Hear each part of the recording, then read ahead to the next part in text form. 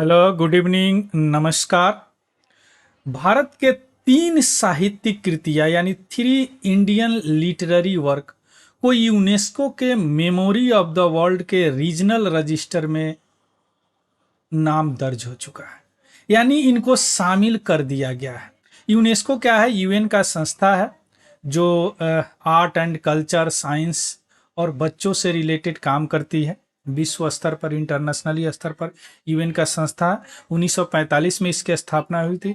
इसकी memory of the world के regional register में, इसका तीन रजिस्टर है: इंटरनेशनल रजिस्टर, नेशनल रजिस्टर और रीजनल रजिस्टर, यानी पूरे विश्व को रीजन में बांटा गया है। उसमें से जो एशिया पैसिफिक रीजन है ना, उसमें हम लोग आते हैं, इंडिया आता है, उसमें नाम दर्ज किया गया है इसका, यानी तीनों को इंक्लूड कर दिया गया। अब तीन कौन कौन से साहित्यिक कृतियां है, क्यों इसे दर्ज किया गया है, और यह क्या है मेमोरी ऑफ द वर्ल्ड, यानी समझिए विश्व का एक मेमोरी है जिसमें ये सारी साहित्यिक कृतियाँ को, जरूरी नहीं इंडिया का, और भी कंट्री के साहित्यिक कृतियों को इंक्लूड किया जाता है। यानी हमारा तीन जो है साहित्यिक कृतियाँ अब विश्व विख्यात हो चुका है। अब वह कौन कौन से तीन है, क्यों किया गया है, क्या है मेमोरी ऑफ द वर्ल्ड, क्या है memory of the world regional register, इसका एम क्या है, ये सारी चीज़ अभी हम समझने का प्रयास करेंगे। चलिए शुरू करते हैं। तीन लिटरेरी वर्क यानी साहित्यिक कृतियां, जिसमें से फर्स्ट है रामचरितमानस। हर कोई जानता है रामचरितमानस, राम के चरित्र का मानस है। पंचतंत्र या पांच तंत्र, राजनीति के पांच तंत्र इसमें सबसे पुराना, और इसमें समझिए कि पांच, अभी हम देखेंगे पांच तंत्र है, पंचतंत्र इसलिए नाम है इसका। उसके बाद सहृदय लोकलोकन, ये तीनों को यूनेस्को के मेमोरी ऑफ द वर्ल्ड के एशिया पैसिफिक रीजनल रजिस्टर में इंक्लूड किया गया है, यानी इसमें जोड़ दिया गया है। यह कब हुआ? 10th मीटिंग यानी 10वां मीटिंग इसका memory of the world committee of Asia and Pacific का हुआ है क्या? उलान बटार में, उलान बटार मंगोलिया में उसमें इसको ऐड किया गया। तीन को, एक रामचरितमानस है, पंचतंत्र है और सहृदय लोकन है। अब तीनों के बारे में देखेंगे क्या क्या होता है और इसको ऐड करने से क्या महत्व हुआ, क्या सिग्निफिकेंस है, ये भी हम देखेंगे। क्लियर? सबसे पहले देखें इसका क्या महत्व है ऐड होने से यानी जुड़ने से। यह तीन जो वर्क है, तीन जो कृतियां है, इसको ऐड होने से इस रजिस्टर में, माओ रजिस्टर जिसको बोलिए, memory of the world register में, इससे क्या होता है, जो भी हमारा शेयर्ड ह्यूमैनिटी है, साझा मानवता, पूरा विश्व जो है कि मानव को साझा मानवता के रूप में देखा जाता है।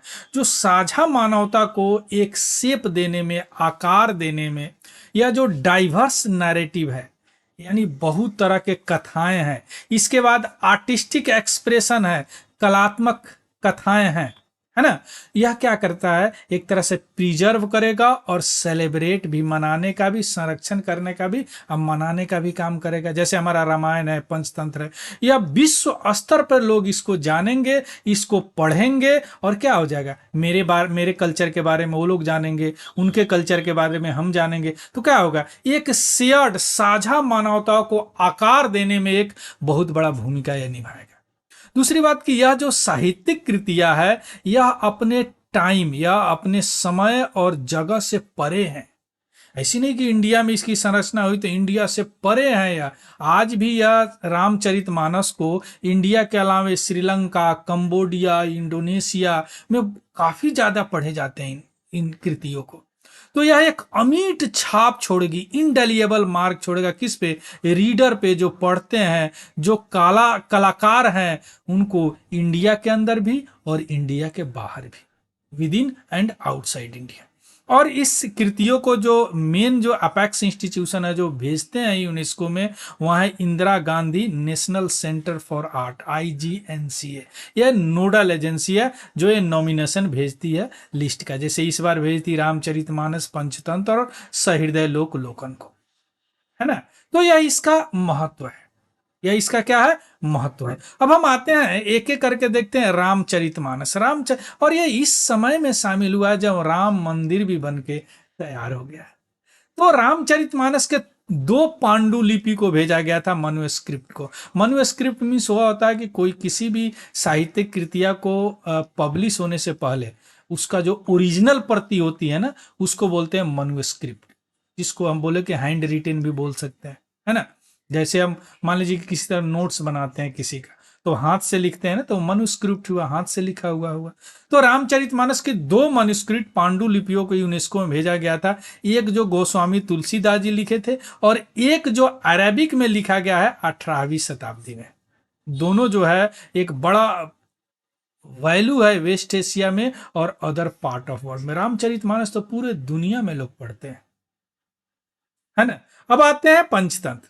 पंचतंत्र की रचना पंडित विष्णु शर्मा ने की है, यह संस्कृत में है, और यह सबसे पुराना कलेक्शन है कि इंडियन दंत कथाओं के, भारतीय दंत कथाओं के। चूंकि इसमें है ना जानवरों को पात्र बना के लिखा है, कभी मौका मिले तो जरूर पढ़िएगा, बड़ा इंटरेस्टिंग पंचतंत्र है।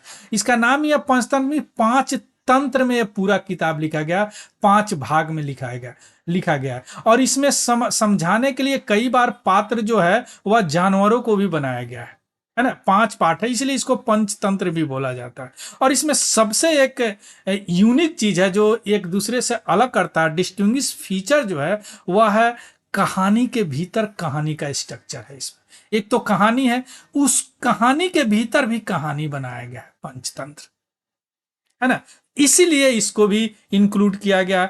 तीसरा है सहृदय लोकलोकन। यह एक सौंदर्य शास्त्र पे पुस्तक है, यानी इसमें सौंदर्य के बारे में वर्णन किया गया है। और इसको 15वीं शताब्दी में सहृदय लोकलोकन को काश्मीरी स्कॉलर आचार्य आनंद वर्धन लिखे हैं, लेकिन अभिनव गुप्ता जो एक दार्शनिक थे, इन्होंने इस पर कमेंट किया, टिप्पणी लिखे हैं, है ना। इसको इसीलिए चुना गया कि चूंकि यह सौंदर्य शास्त्र पे बहुत अच्छा पुस्तक है।